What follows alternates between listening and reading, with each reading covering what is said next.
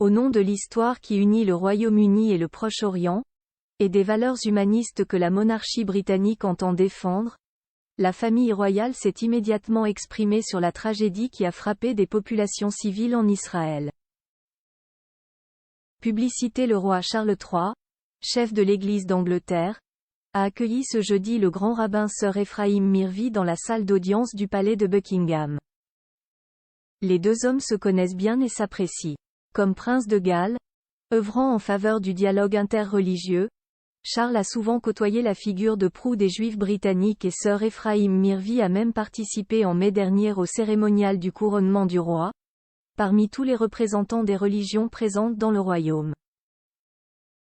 Le grand rabbin d'Angleterre, 11e du titre depuis 1704, a été installé à cette haute fonction en septembre 2013 lors d'une cérémonie à laquelle assistait Charles, et c'était la première fois qu'un membre de la famille royale était présent.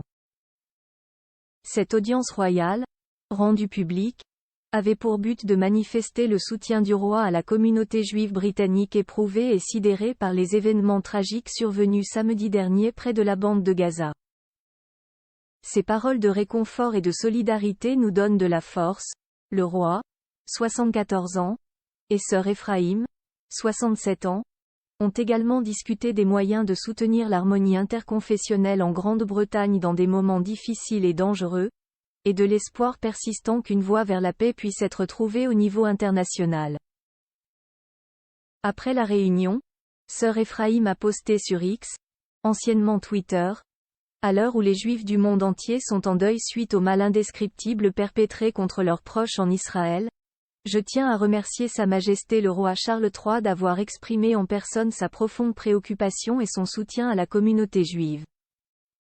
Ces paroles de réconfort et de solidarité nous donnent de la force en cette période sombre.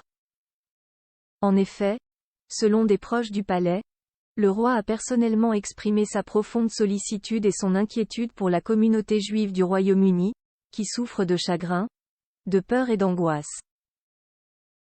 Cette audience intervient au lendemain d'un communiqué de Buckingham Palace assurant que « Sa Majesté le roi est consterné et condamne les actes barbares de terrorisme en Israël ».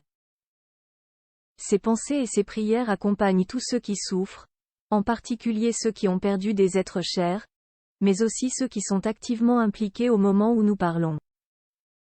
William et Kate réagissent eux aussi. Le roi s'est également entretenu avec le président Isaac Herzog d'Israël et le roi Abdallah de Jordanie au sujet du conflit Hamas-Israël et a exprimé ses pensées et ses prières pour ceux qui sont morts. Dans le même temps, le palais de Kensington, la résidence officielle des héritiers du trône, publiait une déclaration encore plus ferme au nom du prince et de la princesse de Galles, William et Kate. Le prince et la princesse de Galles sont profondément affligés par les événements dévastateurs qui se sont déroulés ces derniers jours. Les horreurs infligées par l'attaque terroriste du Hamas contre Israël sont épouvantables, ils les condamnent complètement. Alors qu'Israël exerce son droit de légitime défense, tous les Israéliens et Palestiniens continueront d'être assaillis par le chagrin, la peur et la colère dans les temps à venir. Leurs Altesses royales portent toutes les victimes, leurs familles et leurs amis dans leur cœur et dans leur esprit. Ceux que le prince de Galles a rencontrés en 2018 partageaient majoritairement un espoir commun, celui d'un avenir meilleur. Au milieu de ces terribles souffrances, le prince et la princesse continuent de partager cet espoir sans réserve, a conclu le palais de Kensington. Ciment entre toutes les communautés par ces deux communiqués, la famille royale britannique a fermement condamné l'attaque commise par les terroristes et affirmé le droit d'Israël à l'autodéfense tout en exprimant sa sympathie pour toutes les vies innocentes perdues des deux côtés du conflit. Sans doute, le Foreign Office a-t-il pesé chaque mot, mais aucune ambiguïté dans la condamnation émanant des membres de la famille royale. Même le prince Harry et son épouse Meghan, duc et duchesse de Sussex, ont publié un communiqué via leur fondation, à la fondation Archewell, avec le prince Harry et Meghan, le duc et la duchesse de Sussex. Nous nous opposons à tous les actes de terrorisme et de brutalité.